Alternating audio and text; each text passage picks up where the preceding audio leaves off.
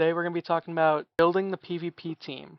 We're going to go through how to recruit members, what roles you need. We're going to talk to the rally leader on how everything goes down in Battlefield. Going to show off a couple of our defenders and just explain how you can build a PvP team. Starting off with how to recruit members. There are a lot of Discords that have recruiting and seeking alliance members. The official Evony, even though it's against the rules, they have that in there.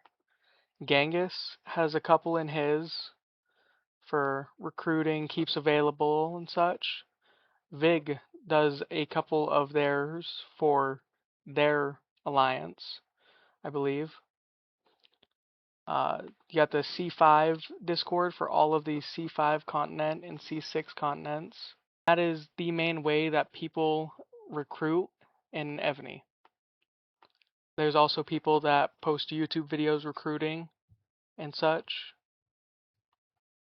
And moving into number 2, what roles you need. And I'm going to leave this up to ABRXS. Yeah, so couple of roles. So when you are getting into the PvP team, eventually your goal is going to be you want to be able to rally your targets. No more solos. You can hit higher, bigger, better, get more points, which is obviously the goal. So if you want to have rallying, the roles you're going to need at least one setter. You're going to need fillers, and you're going to need a spotter. At the very least, you're going to need those 3 roles. The setter is the person who sets the rally. They're the one who start it. Then you're going to have the fillers who join it. You're also typically going to have a spotter, someone out there on the map looking for your next target. Those are the 3 general roles. And so your setter is going to typically be the one who has the biggest rally capacity to make sure that you can hold everyone, maybe the highest debuffs, which everyone will get the benefit of in the rally.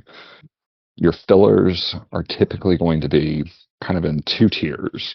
You're going to have your tier 1 fillers who probably have all 4 of their PvP marches ready to go. A siege, an archer, a cav, and a ground. Your tier 2 fillers, which are just as important, are typically going to be your players who have maybe 2 PvP marches ready to go, archer and cav, or maybe 3, archer, cav, ground. Based on that and what you're calling and setting, folks will fill. And then again, you've got your spotter who's trying to find that next target, feeding it to the setter, providing the coordinates, power, keep level, that sort of thing, to help the setter get a sense of like what needs to be sent. And so those are the 3 big roles. Am I leaving anything out on that? I mean, I think the only one that's just like your after action kind of person, just look at the report, see how you guys did. Give a quick, just, you don't have to go crazy and say, oh, we went through all the T14s. Just basically looking at the power exchange. Positive or negative.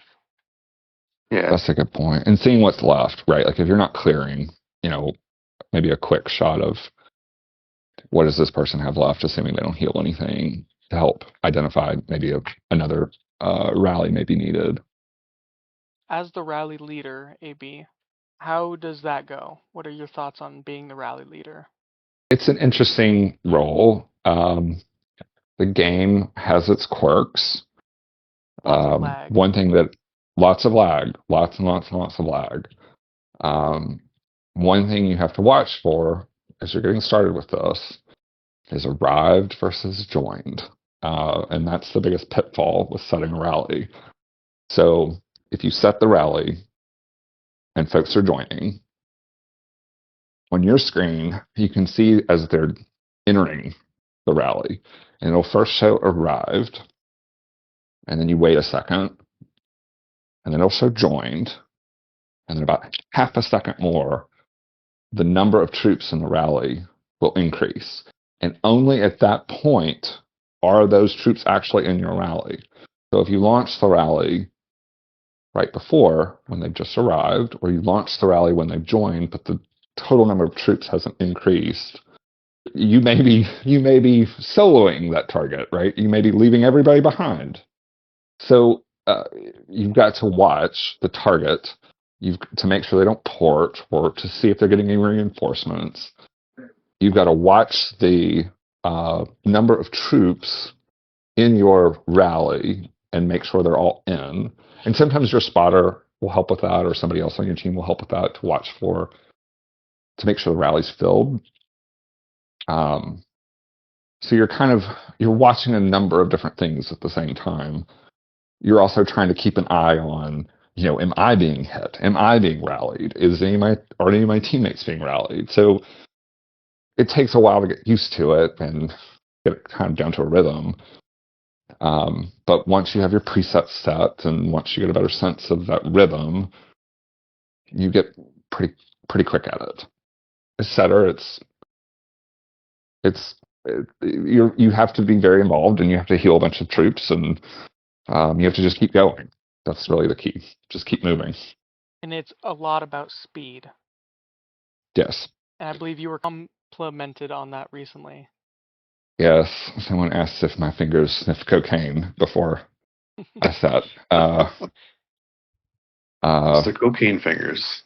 It is. You got to be really quick. You got to be really, really quick because, right? Like there's always going to be a little bit of time it takes to set the rally. As fast as your teammates are, as fast as you can be, it's always going to take some time, right?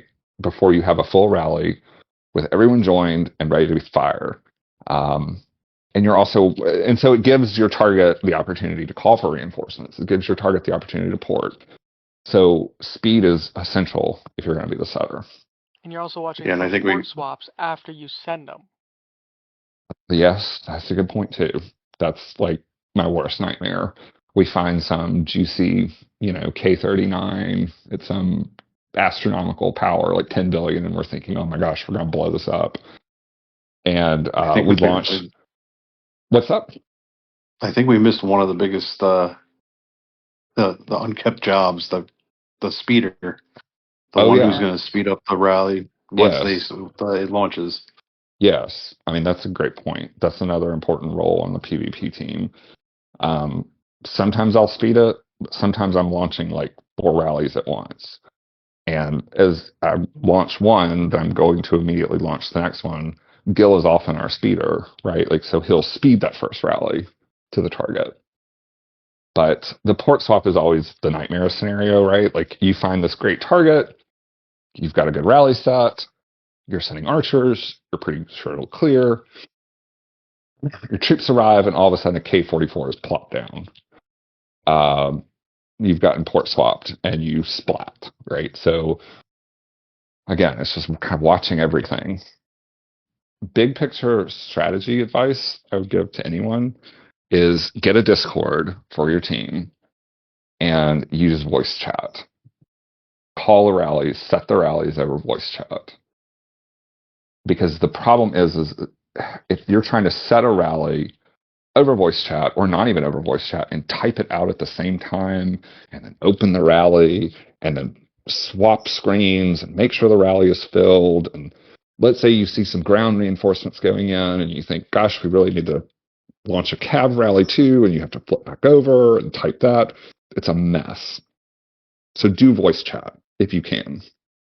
The big thing with the voice chat too is one of the biggest things in this game is this is a worldwide game.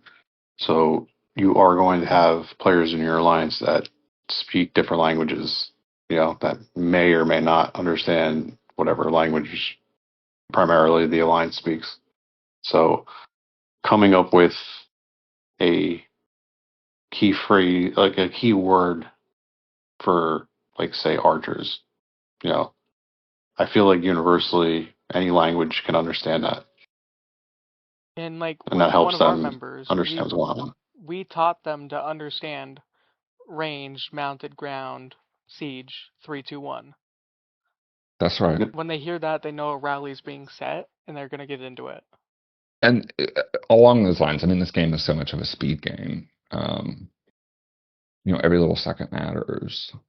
So being able to call the rally and people hear it, know it's coming, and go to their Alliance War screen or whatever way they get into the rally and be ready for it, that can add a couple of seconds, right? It gives a second or two less for the target to move or to call for reinforcements, whatever, or react.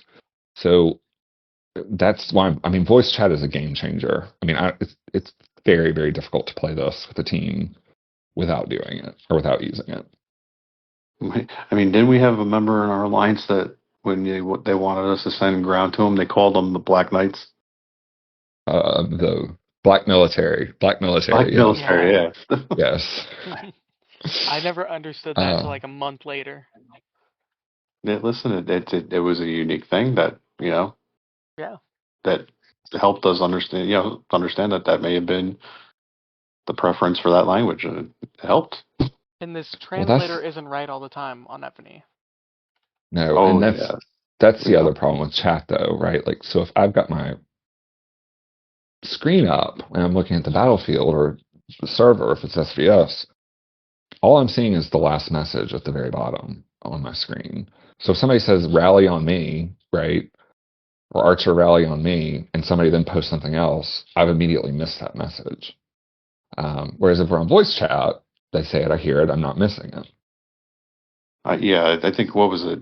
One of the battlefields, it'll show, like, say, for instance, AB sets a rally, but then it shows a message that was before, like, his rally was set, that somebody said something, or the scout that somebody posted. So exactly, easily, help you miss that rally.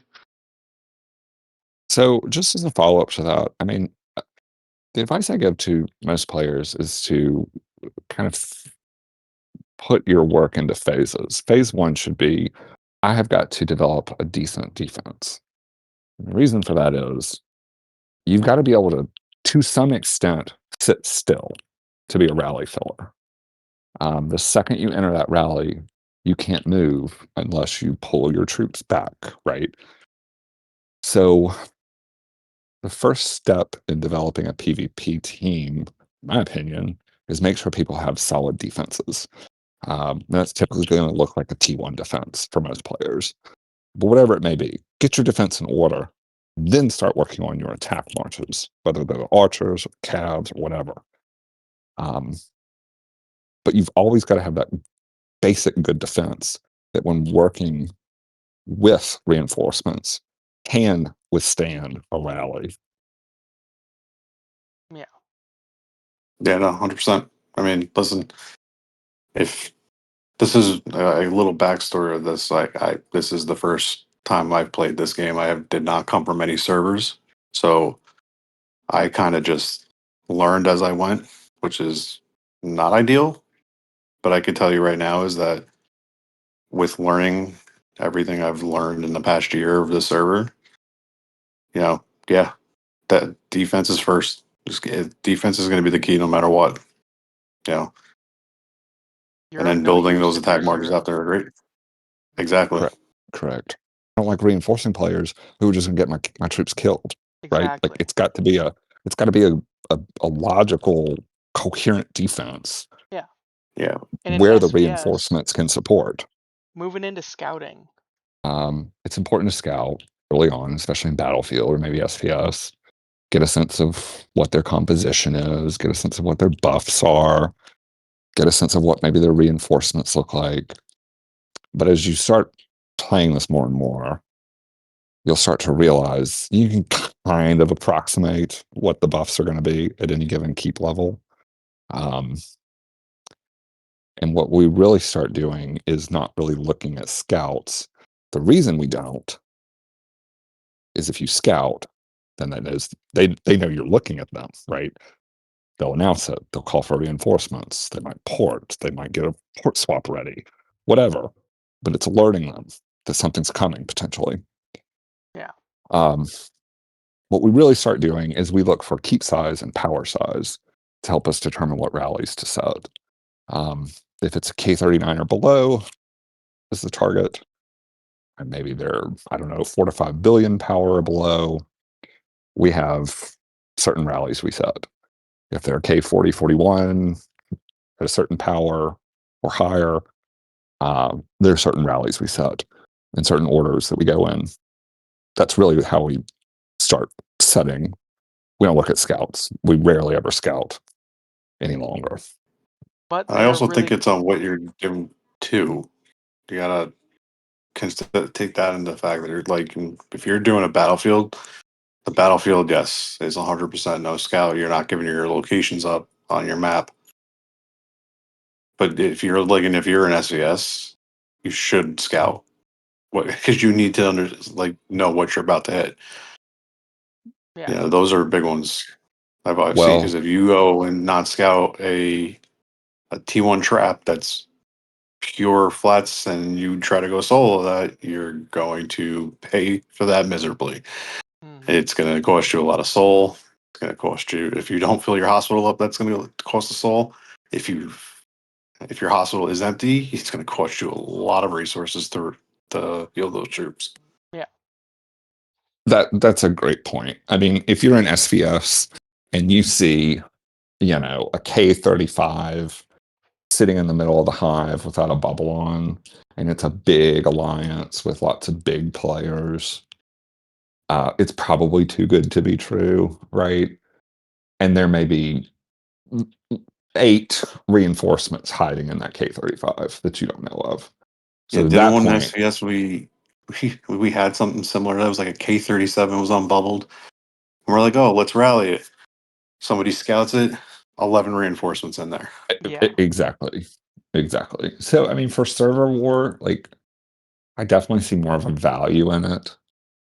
If they're on your server, I see less of a value in scouting because you generally have an idea of who is on your server from the enemy server, right? Mm-hmm. So if you know that there's no other player on your server and there's a K39 bouncing around, I wouldn't scout that, right? Like there's no need. You're not having to worry about reinforcements. You can rally it. And if you scout, it's just going to alert them that you're watching, right? Yeah. So they're If going to it's on jump. the enemy server, different ball game. Because I believe there was one time we popped over to the enemy server, immediately rallied somebody. They had like 6 reigns and we splatted terribly. Yeah. Absolutely. Absolutely. But by all means, we are not perfect in this game. We will splat sometimes, but we also Sure. do overcome. Because I remember there was one SVS we had where the person was fully reigned. I think it was like 7 or 8, and we cleared that keep very well. Yep. Yeah. I don't I think we believe. knew they had reinforcements when we hit them. So Yeah. Yeah. No, we just went for it. But I mean, that's a crapshoot. You want to take, but you don't want to take. It's yeah, I mean, and here's the thing: like, if you're in Battlefield, I just put that in a different category than SVS because the scoring is so much different. If you're in Battlefield, especially something like Chalons or an All Stars or something like that, you're gonna have good hits, you're gonna have bad hits, and that's just the way it goes. And you just keep moving. If you're in like Bach or Bog and you've got, I don't know, 10 or fewer targets total, you're gonna be able to line those hits up a little bit better. But if you don't scout, there's always the risk, right, that there's 14 ground reinforcements and you're about to send your archers that way, and it's probably going to go negative. Yeah. Um, but that's just the risk you take. You do it, you do it, you do it, you do it, and you just keep moving. I think that's the really important part. As you scout, you break your momentum up. On the issue of communication roles, we talked about having a setter, having your fillers, having your spotter, uh, having maybe a speeder, having whatever.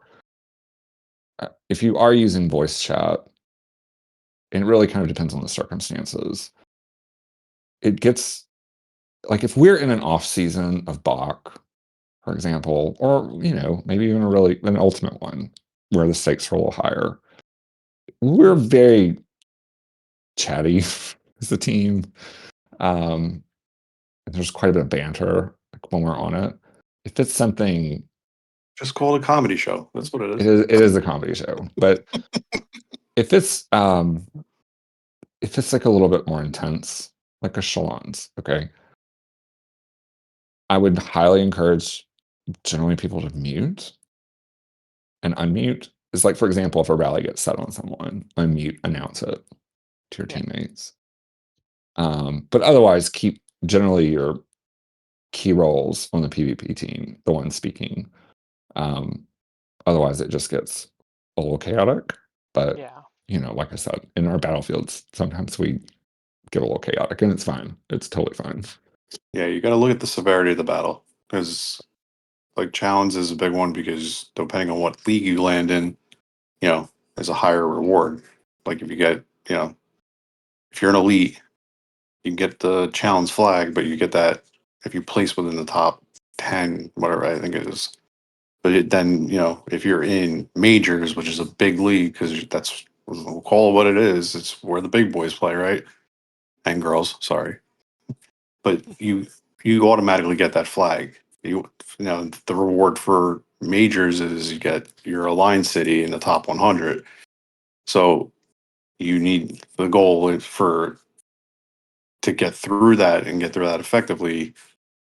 Your Discord channel, for like the voice chat, should be for mainly listening and not talking. That's exactly because I know like we do have, I think our last round of challenge we did phenomenal with that.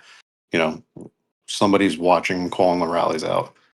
Somebody else is calling players out and what to throw at that, what attack to throw. So I mean, definitely listening.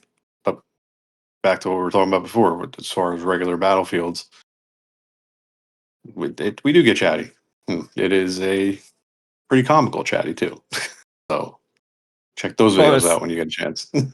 I mean, and that's part of the fun of the game, right? Like you get to know your teammates, and battlefields, you have 2 hours together, and it is fun. And if you can't get along with your teammates, then you probably need to find a new alliance. But the thing is like if you're the setter, right? You're listening the whole time for, okay, we've got a K-42 at 10 billion power or whatever.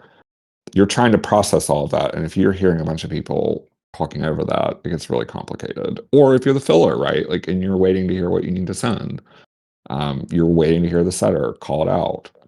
Or if somebody's getting a rally set on, whatever. So, again, the more serious it is, I would mute.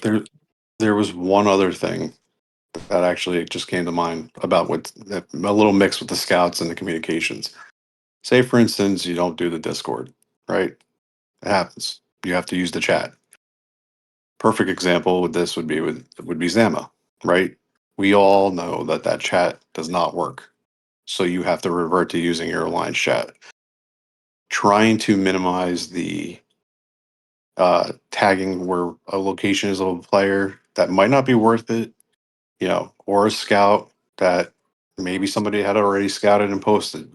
Trying to like reduce those could also help communication in that time that you need to, you know, that you're in that battlefield. Because Zama is a perfect example. You have 30 minutes, and that's it.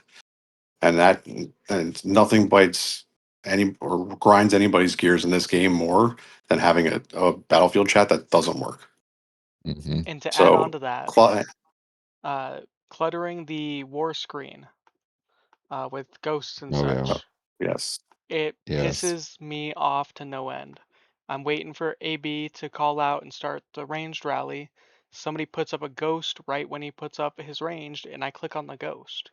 That costs me time. One of the better things to do is to just have your good players that can take defenses and just reinforce them with your ghosts. Absolutely. So this is like quickly turning into AB's pet peeves, but so when we're in, I'm going to say a more serious battlefield, when we're trying to qualify for something or it's super competitive, one thing that makes me crazy is when people just start posting random things in the chat. So Jay is spotting, Jay's finding targets to hit. I need his coordinates in the chat, easy to get to. But if people are posting like, here's this random player, whatever, I mean, it makes it really wild and very, very difficult. And it just, again, it takes a second because I'm hearing him say it's a K42. I'm looking in chat instead of just clicking immediately what he posts. I'm having to like look up and figure out, okay, is this the right one? Whatever. So that's another little small piece of advice I would offer is in those more competitive battlefields, the more serious ones, just keep and it as uncluttered as possible. yeah, and if you're in your if like if we go back to like a bog, right? If you're in that kind of battlefield, I recommend that take this advice and make sure you do this fully. If you're going to ghost off any monsters, I would go into your settings and turn off posting that boss that you're going to be basically ghosting on to the chat because that also reduces clutter. But make sure you remember to turn it back on after, And I'll because go then I'll go once into you're my out of that settings. battlefield, once you Yeah. get out of that battlefield and you go to rally a boss and it's not there, then sometimes people may miss those rallies. Yeah, your setter should have it on. Everyone else during a battlefield should have it off. Yeah. And even like what some people do, I don't do this, but what some people do is if you're the setter, like you know how you have the I think sometimes they're temporary, sometimes they're permanent, but you can change the color of your chat bubble. Some setters will do that option so that it's easier for people to find Yeah. their set rallies. So.